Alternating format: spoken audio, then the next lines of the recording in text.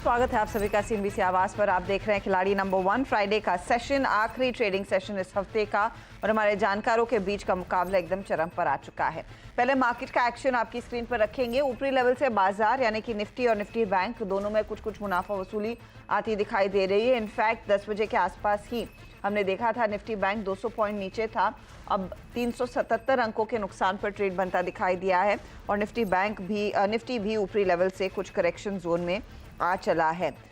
Mid cap index का क्या हाल है वो आपकी स्क्रीन पर लेकर आएंगे, क्योंकि मिड कैप्स आउट परफॉर्म कर रहे थे, लेकिन यहाँ पर भी एक डिप आया और डे हाई से हम थोड़े से हल्के हैं। डे हाई से करीब करीब 200 पॉइंट नीचे इस समय ट्रेड बनता दिखाई दिया है, लेकिन 160 अंकों का जो अपटिक है वो बरकरार है। एक इंडेक्स आपकी स्क्रीन पर रखेंगे, निफ्टी आईटी, क्योंकि इसी ने दरअसल समा बांधा था उस पूरी तेजी का। आज यहाँ पर अभी भी तेजी की पोजीशंस बनी हुई हैं, 500 पॉइंट का इजाफा, तो ये एक पॉकेट है जो आउट परफॉर्म कर रहा है। और बाकी फिर आपके लिए लेकर आते हैं एडवांस डिक्लाइन रेशियो और कंट्रीब्यूटर्स में आप देखिए रिलायंस, एचडीएफसी बैंक, बीपीसीएल, एलएनटी, ये सब बैकफुट पर हैं, लेकिन टेक्नोलॉजी कंपनियों में तेजी, भारतीय एयरटेल में अच्छी खासी बढ़त देखने को मिल रही है। ये फिलहाल आपके लिए एक अपॉर्चुनिटी बनती हुई। एडवांस डिक्लाइन रेशियो थोड़ी सी नेगेटिव होती हुई आपको दिखाई देगी। ये आपके लिए इस समय का ताज़ा हाल मार्केट्स की तरफ से। हमारे जानकारों के क्या रिटर्न्स बने हैं उस पर एक अपडेट लेकर आएंगे। पहले तो देखिए कल तक की स्थिति क्या थी। अरुण लीड कर रहे हैं 6.5% तक के रिटर्न्स के साथ, और 4% तक की तेज़ी यहाँ पर बनती हुई दिखाई दे रही है सोनी की तरफ से। प्रदीप के लिए हफ्ता थोड़ा सा मुश्किल हुआ है सोनी, लेकिन जिस तरह से मार्केट ऊपरी लेवल से करेक्ट हुआ, आपकी क्या सलाह होगी? इंडेक्स में कोई ट्रेड है? जी, गुड मॉर्निंग एवरीवन। हर्षदा जी, यहाँ पे मुझे लगता है कि कंसोलिडेशन काफी दिन से लास्ट 3-4 डे से कंसोलिडेट कर रहा है। रेंज 200 पॉइंट्स का ही पकड़ा हुआ है। इंट्राडे वॉलिटिलिटी हमको नजर आ रही है, बट 23,400 से 23,600 650 का एक रेंज है, कंसोलिडेट कर रहा है। सो ये फर्स्ट साइंस ऑफ एग्जॉशन मेरे ख्याल से यहाँ से आ रहा है कि बुल रन यहाँ से जो हमने देखा है थोड़ा सा अभी हॉल्ट हुआ है। सो मोस्ट लाइकली अगले हफ्ते जाते हुए यहाँ पे थोड़ी सा प्रॉफिट बुकिंग की चांसेस हाई हो रहे हैं। जितना कंसोलिडेट करेगा उतना हाई हो रहा है। सो अभी के लिए तो ट्रेड नहीं है, बट अगर 23,400 ब्रेक करता है तो उसके नीचे प्रॉफिट बुकिंग टुवर्ड्स 23,200 23,100 के चांसेस है। फ्रेश लॉन्ग्स के लिए भी थोड़ा अवॉइड करना बेटर रहेगा इंडेक्स के मुकाबले। सो निफ्टी में थोड़ा सा कॉशियस व्यू यहाँ पे बनते आ रहा है। थोड़ा सा कॉशियस व्यू है। अरुण, आपकी अप्रोच क्या रहेगी, क्योंकि निफ्टी बैंक भी आज थोड़े से बैकफुट पर ट्रेड करता हुआ? गुड मॉर्निंग हर्षदा जी। देखिए अगेन बैंक निफ्टी मुझे लग रहा है स्टिल जब तक 51,000 के ऊपर है तो अभी भी वो बाय ऑन डिप्स के मोड पे ही है। तो अगर 100-200 पॉइंट और नीचे गिरावट आती है आज या मंडे के सेशन में भी आती है तो bank Nifty definitely buy on dips वाला कैंडिडेट है। डेफिनेटली निफ्टी में थोड़ा एग्जॉर्प्शन है, 51,550, 23,650, 23,700 ये एक रेंज है जहाँ पे निफ्टी जाके अटक रहा है। तो निफ्टी हो सकता है थोड़ा कंसोलिडेट करे या फिर हो सकता है साइडवेज रेंज में रहना चाहिए। जहां तक स्टॉप लॉस की बात है, स्टॉप लॉस थोड़ा ऊपर अभी शिफ्ट हो चुका है 23,440, जो कि कल का लो है वही स्टॉप लॉस होना चाहिए अगर किसी की भी निफ्टी में पोजीशन है लॉन्ग साइड। तो 23,440 जब तक ब्रीच नहीं होता अपने पोजीशंस को होल्ड करें। 23,440 स्पॉट के नीचे जाएगा तो वीकनेस थोड़ी बढ़ सकती है। Again bank Nifty buy on dips से 100-200 पॉइंट नीचे आता है बैंक निफ्टी, तो एक अच्छा बाय ऑन डिप्स वाला कैंडिडेट हो सकता है। बाय ऑन डिप्स वाला कैंडिडेट यहाँ पर रह सकता है, लेकिन थोड़ा सा संभल कर चले। प्रदीप, आपकी अप्रोच क्या रहेगी आज? तो निफ्टी में आई वुड एग्री दोनों के साथ कि 23,400 के आसपास एक अच्छा सपोर्ट है।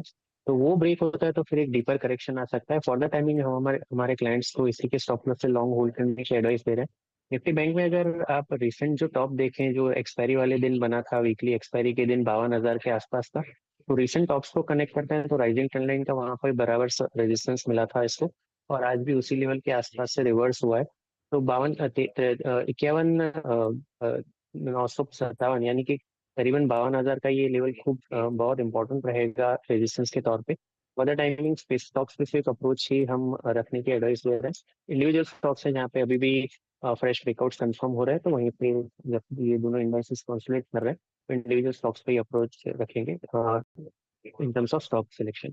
ओके, तो स्टॉक स्पेसिफिक्स पर फोकस रखें, वो ज़्यादा बेहतर रहेगा। अच्छा, इस बीच हिंदुस्तान जिंक बैटरीज के लिए अमेरिका की कंपनी एसर के साथ इन्होंने एक एमओयू कॉन्ट्रैक्ट साइन किया है। जिंक बैटरीज डेवलप करने वाले हैं। इस एमओयू के तहत स्टॉक आपके सामने 4% ऊपर है।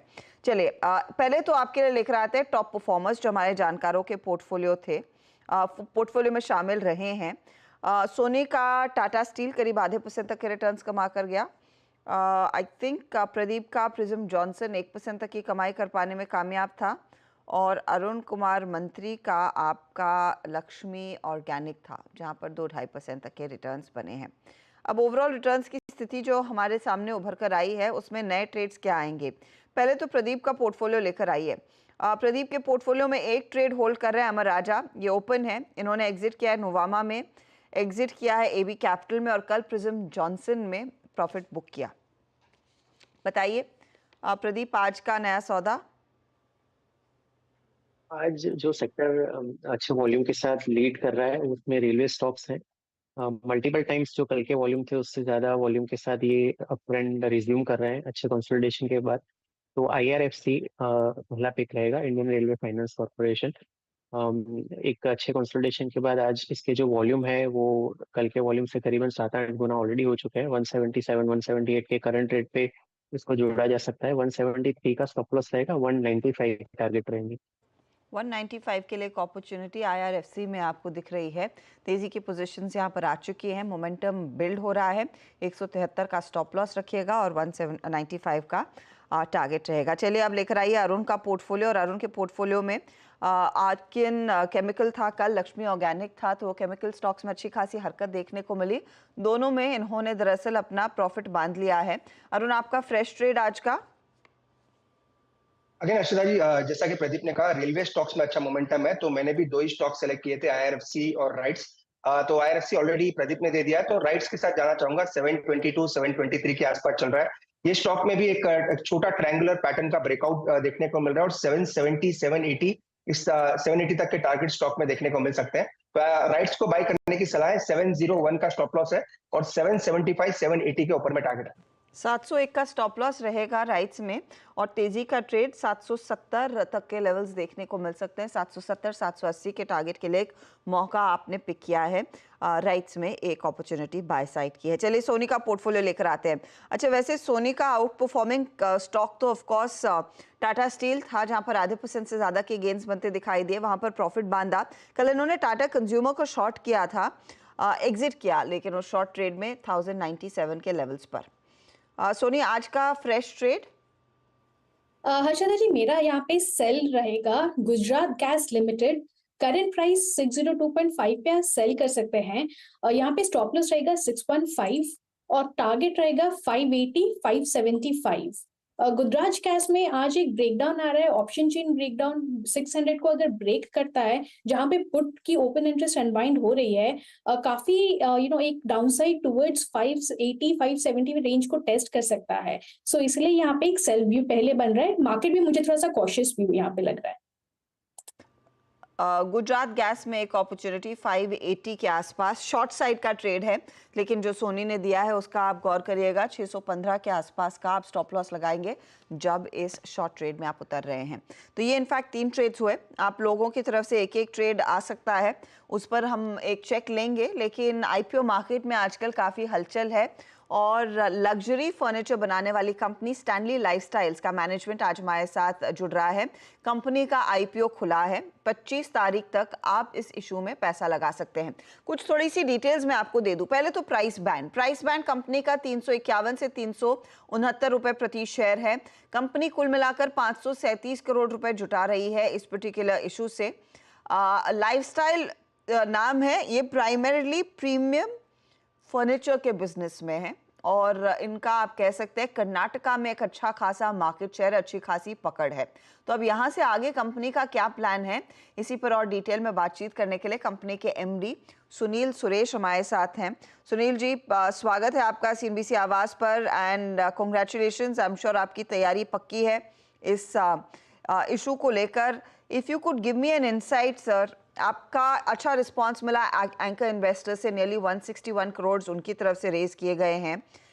537 करोड़ में फ्रेश इशू आपका 200 करोड़ का है। बाकी आई एम अज्यूमिंग आप अपने प्रीवियस इन्वेस्टर्स को एग्जिट दे रहे हैं, तो कौन कौन से निवेशक हैं? एंड ये बताइए कि आप प्रमोटर ग्रुप भी क्या कुछ स्टेक ऑफलोड करेगा इस ओएफएस में? Namaste, thank you for having us here. Yes, we are raising a primary of 200 crores for future expansion. Mostly we will be going for retail expansion. हम लोग तो यहाँ पे बेंगलुरु हमारा होम मार्केट है, तो 15 साल से हमारा रिटेल प्रेजेंस पैन इंडिया है। ऑल मेजर मेट्रोस में हमारा स्टोर्स है। हमारा आज का तारीख में 63 स्टोर्स है across the country. But Bengaluru home market में हम लोग एक्सपेंशन करके थोड़ा उसका मार्केट शेयर बढ़ा दिया है। So we have now almost about 20 odd stores in Bangalore, and we have captured close to 40-50% market share. So likewise, we are now planning to grow in each cluster. According to our data and from RERA, what we see is that there is a massive expansion happening in major metros for luxury housing, premium housing. उसीलिए हमारा opportunities जास्ती है metros में. So we will grow in these metros and open more stores. We work with what is known as hub and spoke model. वो हिसाब से हम लोग grow कर रहे हैं. From the OFS part of it, 50% our current investors are exiting. The promoter group is also exiting a small percentage, but it will continue to hold the majority and run the business. I want to understand, जब आपने कहा आपके 63 stores हैं, लेकिन क्या maximum revenue Bangalore और कर्नाटका से आ रहा है? तो अब जब आप अपना फुटप्रिंट बढ़ाना चाहते हैं, कितने नए स्टोर्स खोलेंगे? किन ज्योग्राफीज में स्टोर्स खुलते हुए दिखाई देंगे? तो बेसिकली आपको टू अंडरस्टैंड द बिजनेस हमारा क्या है, 4 to 4 to 5 years लगता है एक स्टोर कंप्लीट मैच्योरिटी होने के लिए. So as of now more than 60% of our stores are under 2 years. So we are carefully expanding. India में बहुत मुश्किल है to get the right retail space, the right location. We cannot make any mistake. All our stores are profitable. हम लोग over 10 years से profitable company चला रहे हैं. So we are very focused on being a profitable company. बहुत साल लगा ये brand बनाने में. So we are going to be very organically growing. So we are not in any tearing rush. Of course, we are creating an opportunity in a very measured manner. तो location मिलना है. So basically second हम हैदराबाद में grow करेंगे, बॉम्बे में grow करेंगे, दिल्ली में grow करेंगे. This is our target. But again based on the ideal location, ideal rent and ideal catchment areas we are expanding. Okay, तो is it what are the price points, Sunil ji, जिस पर आपके products मिलते हैं? Because you are basically targeting, the premium, the super premium real estate market. So I'm assuming your price points are also up there. और यहाँ पर फिर आपको अगर growth दिख रही है, तो किस तरह का scale आपको दिख रहा है इस particular business में? And how is the competition really? Because furniture per se, और आप भी ये मानेंगे, is a very unorganized business. और वहाँ पर बहुत स्पेसिफिक ब्रांड्स हैं, और super premium and luxury side पर तो कई सारे बिस्पोक ब्रांड्स भी आते हैं. So how do you fit in amongst this market? You're very right. So primarily branded furniture play happens only in the premium market. It does not happen in the value market.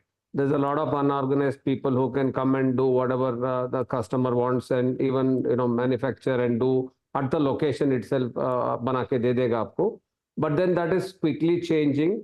There is a rapid expansion as we see in the premium housing, and with that the demand for branded furniture is increasing. For you to understand very carefully, I can articulate that anyone buying a home or spending more than 1.5 to 2 crore budget, वहाँ से हमारा offering start होता है. So we can offer up to 10, 20, 30 crores का भी apartments ले रहे हैं. So we have starting from 2-3 crores up to higher ticket purchases. We are having our 3 different segments. We are not able to kind of scale down to the mass level, because mass there is a lot of unorganized and lot of cheaper imports that come into the picture. 90% of our competition is still imported furniture. In the low end, we have products coming from countries like China, Malaysia, Vietnam. In the high end, we compete with European brands. There are multiple brands that make bespoke manufacturing. and supply to India. But then we have our advantages. We are closer to the market. Our design and NPD is very, very strong. We have understood, we have been in this business for more than 28 years now, and we understand the traits of how Indian HNI customers react to quality, value, and design. So that's how we have built our company.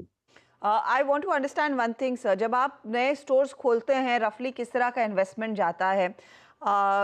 You know, because you said it takes about 3 years for it to completely establish itself, and perhaps break even may take a little longer. तो इस 200 करोड़ में से roughly कितना commitment होगा, और क्या ये primarily company owned stores होंगे या फिर franchisee stores होंगे? What is the play? So the play is, by and large, is to get to about 100-110 stores in the next 3 years. That is what we have envisioned. Now, we have not completely ironed out exactly which brand, or among the 3 brands, which brand is going to be fast in terms of scaling up. We are keeping our ears to the ground. We understand, you know, we thrive in the tailwind of the construction industry, the housing industry. So we keep our eyes open. We see where the segments are growing, and thereby we are going to, you know, start putting the stores. From a franchisee standpoint, we are very, very careful. We are a 100% cash and carry company, so we don't come under any kind of a pressure to just open doors or open franchisees. That's not the gameplay. Gameplay is to have a strong partner who is able to invest his time and money. And if the market is ready, we do a survey, and only then we, you know, put the stores up. So it is going to be fairly organic. And I said 25 to 30 stores is envisioned. And now, of course, we are signing up depending on the market intel and knowledge what we have. We are growing in certain markets. Your revenues in the last fiscal have increased exponentially. ये आप track record और बेहतर की तरफ ही रहेगा, Sunil ji? No, I think to be you know, fair to the market, I think there was a pent-up demand after the COVID. So there was a surge in furniture intake, and after there was a pent-up demand for travel. So people were traveling. और घर देने का inventory भी थोड़ा delay हो गया है. More than 1,000 builders have delayed by 18 to 24 months. So the inventory has not come into the particular markets. So the last 4 quarters have seen a sluggishness. We believe that as we go forward, there will be better inventory coming into the markets. And of course, we, as I said, we depend quite heavily on the inventory of you know, residential homes coming to the market. And that's where we see plenty of growth going forward. Okay. Thank you and good luck to you for this listing. We look forward to it. Thank you very much. Stanley Lifestyles IPO आज खुला है. अच्छा response anchor book में मिला है और 25 तारीख तक आप इस इशू में पैसा लगा सकते हैं. लेंगे एक ब्रेक में जाते जाते वोडाफोन आइडिया का स्टॉक आपकी स्क्रीन पर लेकर आएंगे. तैयारी 5G रोल आउट की यहाँ पर हो रही है, उस पर होगी नजरें.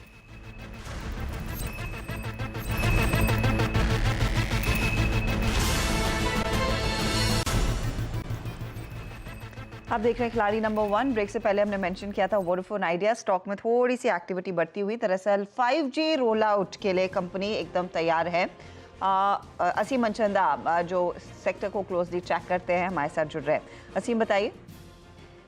देखिए, सरकार जब भी किसी कंपनी को लाइसेंस देती है तो उसके साथ एक लाइसेंस और स्पेक्ट्रम देती है तो उसके साथ एक शर्त लगाती है कि आप इस स्पेक्ट्रम को होल्ड नहीं करेंगे, आप अपनी सर्विसेज की शुरुआत करेंगे. तो ये शर्त है कि आपको स्पेक्ट्रम मिलने के 1 साल के अंदर अंदर आपको 5G सर्विसेज शुरू करनी है. जब कंपनी को ये स्पेक्ट्रम दिया गया था तो उसके साथ ही शर्त लगाई गई थी और विद पेनल्टी आप 2 साल के अंदर इसको शुरू कर सकते हैं. तो पहले कंपनी अपनी 5G सर्विसेज का रोल आउट ऑब्लिगेशन पूरा नहीं कर पाई थी. अब जो हमें सूत्र बता रहे हैं कि कंपनी ने उसका 5G सर्विसेज का रोल आउट ऑब्लिगेशन पूरा कर लिया. कंपनी ने दोनों स्पेक्ट्रम बैंड के अंदर अपनी सर्विसेज की टेस्टिंग दूरसंचार विभाग को करा दी है. कंपनी की जो 5G सर्विसेज है वो एक डिस्ट्रिक्ट हेडक्वार्टर के 10% में एक्टिव है इस वक्त. कंपनी ने क्योंकि इस बार काफी देरी से रोल आउट जो है किया है तो कंपनी के ऊपर पेनल्टी भी लगाई गई है. 1 करोड़ के आसपास कंपनी के ऊपर पेनल्टी लगाई गई है. कंपनी के पास पेनल्टी के साथ इस रोल आउट ऑब्लिगेशन को पूरा करने का टाइम 15 अगस्त तक का था. अगर कंपनी ये नहीं करती तो कंपनी को जो स्पेक्ट्रम दिया गया था वो भी कैंसिल हो सकता था. तो अब कंपनी के ऊपर किसी भी तरह की कार्रवाई नहीं होगी. कंपनी ने अपने सारे रोल आउट ऑब्लिगेशन पूरे कर लिए. तो ये क्लियरली 5G रोल आउट का फायदा अब कंपनी आगे कमाती हुई दिखाई देगी. 4% के गेन्स. आई एम होपिंग ये 5G रोल आउट के साथ असीम 4G कनेक्शंस भी थोड़े से बेहतर हों वो काफ़ी इम्पोर्टेंट होगा, जो बचे कुचे कस्टमर्स इनके साथ रह गए हैं। शुक्रिया असीम इस अपडेट के लिए। चलिए अब वापस लौटते हैं और मेरे ख्याल में प्रदीप के पास एक और ट्रेड है। प्रदीप, क्या पिक किया है आपने? देखिए, रेलवे स्पेस में से ही दूसरा स्टॉक में जोड़ना चाहूंगा, आरवीएनएल वो स्टॉक है। आरवीएनएल में भी आरएफसी की तरह ही एक अच्छे वॉल्यूम के साथ फ्रेश ब्रेकआउट कंफर्म हो रहे हैं। 413 के करंट रेट पे इसको जोड़ेंगे और स्टॉप लॉस यहाँ पे रहेगा 390 का और 465 के टारगेट रहेंगे। 465 के टारगेट के लिए तेजी का ट्रेड यहाँ पर आरवीएनएल में बनता हुआ और 390 के आसपास का आप लगाएंगे स्टॉप लॉस। ये है आपके लिए वो ट्रेड। चलिए फटाफट से अब आपके लिए लेकर आते हैं ओवरऑल अपडेट जो हमारे जानकार दे रहे हैं। एक एक करके सारे ट्रेड्स आएंगे। सोनी ने एक ट्रेड दिया है, एक जगह खाली रखी है। सेल साइड का ट्रेड गुजरात गैस 580 टारगेट, 615 आपका स्टॉप लॉस है। रिटर्न इसमें करीब 1% तक के बन रहे हैं शॉर्ट साइड वाले ट्रेड में। अब आइए अगले ट्रेड पर और ये है अरुण कुमार मंत्री का। राइट्स इन्होंने जोड़ा 775 टारगेट, 701 का स्टॉप लॉस। एक जगह खाली है। राइट्स इनको 0.69% के रिटर्न्स कमा कर दे रहा है। प्रदीप ने अमर राजा को कैरी किया है और दो नए ट्रेड्स हैं। एक है आरवीएनएल 465 का टारगेट, 390 का स्टॉप लॉस और आईआरएफसी 195 का टारगेट, 173 का stop loss. Amar Raja by side का ट्रेड 1580 के टारगेट के लिए इसे कैरी किया है, 1355 इनका स्टॉप लॉस है। रिटर्न्स कहाँ बन रहे हैं तो अमर राजा इनको 0.78 गेन करके दे रहा है। आरवीएनएल और आईआरएफसी का भी योगदान 0.21% के ऊपर का इस समय बन रहा है। ओवरऑल सिचुएशन क्या बन रही है, मुनाफे का मीटर किसके फेवर में है वो आपके सामने। अरुण कुमार मंत्री की लीडरशिप और बढ़ गई है। 9% से ज्यादा के गेन्स इधर, 5% की कमाई सोनी कर रही हैं। प्रदीप के लिए एक मुश्किल हफ्ता रहा, -11% के रिटर्न्स इधर। लेंगे इसी मोड़ पर एक छोटा सा ब्रेक के बाद पूरा एक्शन कमोडिटी मार्केट से जुड़ा हुआ। आप बने रहे CNBC आवाज के साथ। नमस्कार।